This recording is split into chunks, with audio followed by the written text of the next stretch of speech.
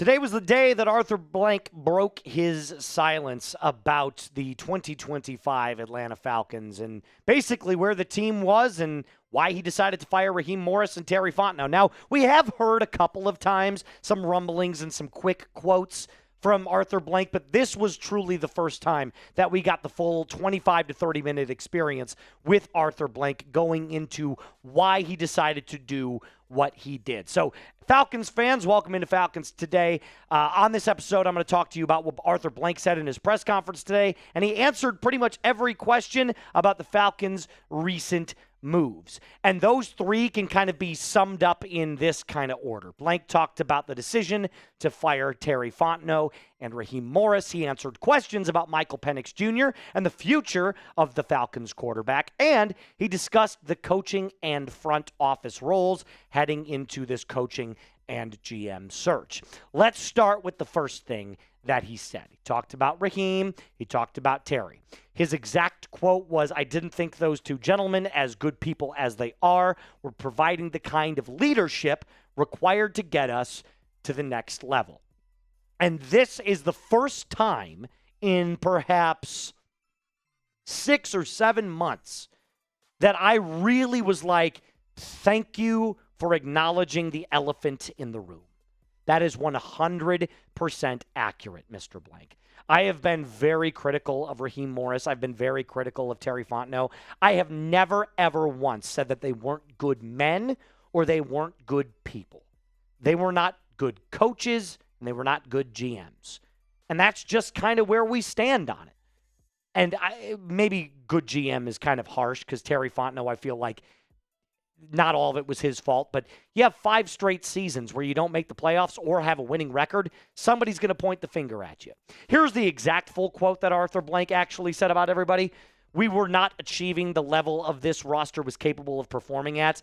I thought that we were capable of getting to another level. I represent the fans. I've said many times I consider myself as the custodian of the franchise for the fans." I think that's kind of funny, believe it or not. But in the last 1 month, so let's just go back to the last 28 to 32 days. Call it right in the middle of 30 days. Arthur Blank has done a lot for the Atlanta Falcons, and I will give him a lot of credit for this. All of these things seem to be very, very positive or encouraging signs that we are on the right track. We filed for new uniforms. That's just a fan thing. We ended on a 4-game winning streak. That's always positive. We announced that Matt Ryan is coming back, or so we think so far. Sweeping the Saints is always great. And, of course, they fired Raheem and Terry Fontenot. All 5 of these moves indicate to me that there is a plan, a progression to make this team look, feel, and ultimately operate on a more successful basis day to day. And Arthur Blank said it himself. I shouldn't have to be involved in the day-to-day process. He's absolutely right. Owning a football team does not mean meddling in the day-to-day. But obviously, when you kind of neglect the day-to-day or you hire the people that are supposed to run it day-to-day and they don't do a good enough job, you have to step in now as the leader and the owner and say, now I have to put the people in charge that are going to do the right thing, because ultimately that's an indictment on me. So as of right now, my trust level in Arthur Blank is at like a 4 out of 5. It's pretty good. I would say out of 10, it's probably an 8. He's doing the right things right now. And the key word right here is right now. If you would have asked me 3 months ago, I probably would have been a lot lower on this scale. But recent developments, new information, new news. Obviously, we have a lot coming in. Before we continue on with what Arthur Blank had to say, I've got to tell you about my friends over at Polymarket. It's time to challenge the status quo, and Polymarket is now live to help us do so. You can be a part of the revolutionary alternative to sportsbooks with our special invite code. Download Polymarket's new app now via the special link that is in the description and the comments to unlock exclusive early access and a free $10 in your account with invite code chat. That is invite code chat. Now, as you can see currently to my right, this is what the app looks like in real time. Super user-friendly and absolutely makes watching the game that much more effective and fun. Polymarket is a prediction marketplace that lets you make trades on the outcomes of sporting events. It's legal and available nationwide in 50 states on their brand new iOS app now. Polymarket has the lowest fees ever, and you can trade against other people, not the platform, and you can cash out anytime and react to momentum swings within the game. You are in control. $10 free is waiting for you. No card, no deposit, nothing. Download the app and unlock $10 free through the link, chatsports.com/polymarket, and invite code chat. Obviously, Rams, Carolina. I'm taking the Rams on this one because no NFC South team outside of the Falcons is actually worth that. $10 free is waiting for you. No card, no deposit, nothing. Download the app with our exclusive code chat at chatsports.com/polymarket for exclusive early access and $10 free. So Arthur Blank goes on to talk a little bit about Michael Penix Jr.'s future with the team. And this was probably one of the most telling things I've heard Arthur Blank say, because he did get very candid. He talked a little bit about Matt Ryan because everybody was kind of dancing around the question, oh, is this going to be a president of football operations? He's like, are you talking about Matt Ryan? And he just kind of called them out on their BS. But then he actually spoke about Michael Penix Jr., and there was a lot of belief in MPJ. Here was the full quote that Arthur Blank had on Michael Penix Jr. I do think that Michael is our franchise quarterback. That in and of itself is a big-time statement right there. The injury he sustained was on his other knee. The surgeon felt 1,000% secure in the medical procedure. They felt his knee would be better than before. All right, I'm going to take a quick little TV timeout here. I have a little bit of pause in this last statement. And the reason I say that is because what do you mean, like the other knee and everything? Like it just, there's a lot of unclearness around this statement because he's trying to make it sound like that the injury is not a concerning thing because it's not on the knee that he propels forward with. And fine, but also he also knows that this is the 5th season-ending surgery that Penix has had in 8 years. So if you're saying that this is not a concerning injury, you must be talking about that injury specifically, not his knees in general, which have just been absolutely obliterated. So here's what I want to do. I want to break down Penix versus Kirk and Penix versus another NFC South quarterback that I believe is more accurately and more fairly comparing to. Because you could make the argument looking at these numbers that you can't compare Kirk and Penix because they're apples and oranges. Kirk is a finished product. Michael Penix Jr. is in the early days of his NFL career. You cannot compare the two of them because if you were to compare the two of them, it's almost identical. And then at that point, I'd be saying, why wouldn't you just go with Kirk given how much money you paid for him, if that makes sense? So I decided, okay, if I can't compare Kirk and I can't compare Penix, I've got to compare Penix to somebody that he's more comparable with. So there you go, Tyler Shuck. I want you to notice something here, guys. They started the same amount of games. Tyler Shuck had a better record. He threw for more touchdowns. Now, granted, Penix threw for less interceptions. Shuck had a better passer rating. He had more passing yards, and he had a better completion percentage. So for anybody who was sitting there and defending Penix and slamming Tyler Shuck, the only reason you're doing it is because he's a Saints player. Tyler Shuck had a better year than Michael Penix did, and that's not debatable. The numbers don't lie in that. The only difference is that the Falcons are a better team talent-wise than the Saints. I don't have a problem, Arthur Blank, with your cornerstone of belief in Michael Penix. If you want to say that Penix is the quarterback for next season, that's fine. You drafted him. You own the team that drafted him. You probably have at least still some, like I said, cornerstone of belief there. But doesn't the coach also have a say in the quarterback operations, right?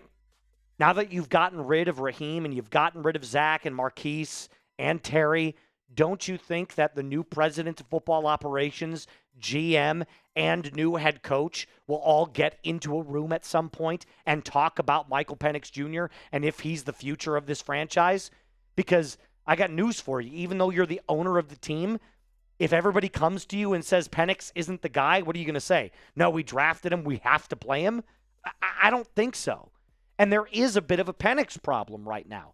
First of all, he was stunted by the development of Zach Robinson because Zach Robinson was inept at play calling and he had no idea how to develop a young quarterback.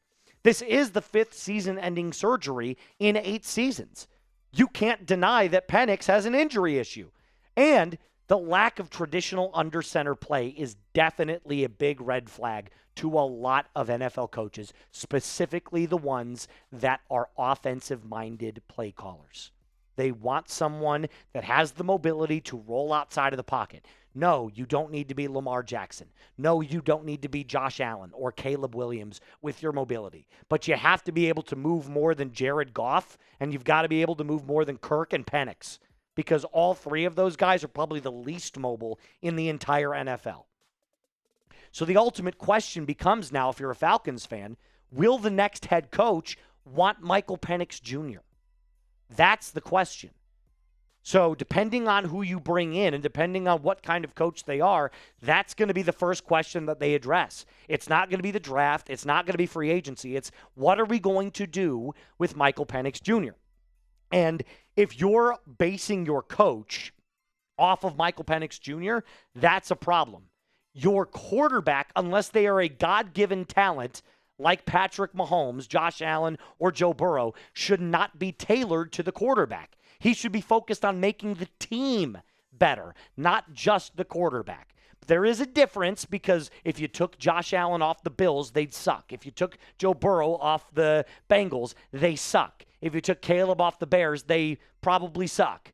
So all of these insane talents are different. Michael Penix Jr. was not a world-class talent like Patrick Mahomes was or Josh Allen was. We thought he was going to be very serviceable from within the pocket, somebody that could deliver the ball on time and on target and lead this team that was already chock full of talent. So it's all going to depend on the coach. And speaking of coaches, last part of today's episode, Arthur Blank talked about John Harbaugh, and he said he will certainly be a candidate that we would like to spend some time with. Now, whether he'd want to come to Atlanta, I don't know. Of course, he's going to say that he doesn't know if he wants to come to Atlanta because John Harbaugh came out recently via his agent and said, I'm not taking any single interview until next week. I'm just allowing this process to go where it goes. But there's a lot of people, including all the fans, that got down in the comments section of yesterday's video, and they said they believe it's going to be Kevin Stefanski. And I'm here to tell you right now that Kevin Stefanski is an upgrade over Raheem Morris. It's a very low bar, but that is the truth. Kevin Stefanski is a better head coach than Raheem Morris, so automatically it would be an upgrade. Is it the guy that I want more than anything in the world? Of course not. I do not want Kevin Stefanski as my first choice, or hell, even my second choice.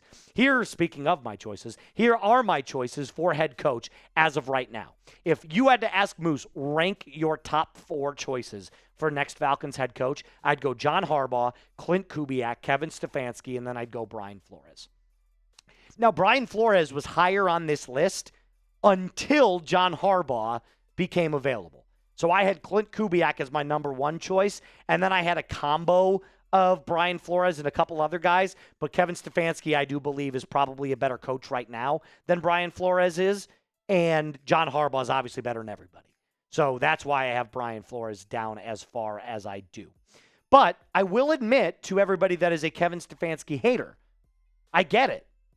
He went 45-56 over his 6 seasons as the head coach of the Browns. Now in 2020 and in 2023, he won head coach of the year. You don't just win that out of, nowhere. But I do believe the main reason that Kevin Stefanski lost his job this year was not because of their record. It's because of how he handled the quarterback situation for the Browns. He butchered it. Flacco, Pickett, Gabriel, Sanders. You had 4 options. None of them you got right. Hell, you traded the first 2. You traded Flacco to Cincinnati, and you traded Kenny Pickett to the Raiders. So then you were left with 5'8" Dylan Gabriel And Shedeur Sanders, who you probably should have played from the very beginning, but because of the attitude and because of the stigma around Shedeur, you were like, nope, we're not going to do that shit. So he just completely wrecked the situation. And I think that's exactly why all the Browns fans turned on him and why his ownership turned on him. So final thoughts before we walk away from this, just on Kevin Stefanski and the coaching situation. Why would Kevin Stefanski want to come back to a situation where he has more quarterback controversy with an injury-prone player? Right? Like, why would he want to jump into the Falcons organization and say, yep, I'm ready to take on more quarterback controversy news? Because I can guarantee you, not a single Falcons fan is going to go into this 2026 season thinking that Michael Penix Jr. is the guy and that's all there is to it. There's always going to be the seed of doubt in the back of our minds that maybe come April, the Falcons are going to draft someone, or hell, even earlier in March, they'll end up going with a quarterback in free agency. So I don't know that Kevin Stefanski, although I'm sure he wants to coach another team and just wipe his slate clean, why would he want Atlanta, especially for that reason alone? Before we get on out of here, make sure that you hit that subscribe button if you are loving what we're doing. By the way, guys, I have to clap it up to you. I really do. We've gained over 900 subscribers since Sunday. In 4 days, we've gained 900 subs. That is amazing. So do me a favor, if you love what we're doing here, hit that sub button. We only need 389 more till we hit 49,000. That's all I got for you. Falcons fans, I'll see you a little bit later with another episode of Falcons Today. Rise up and be cool.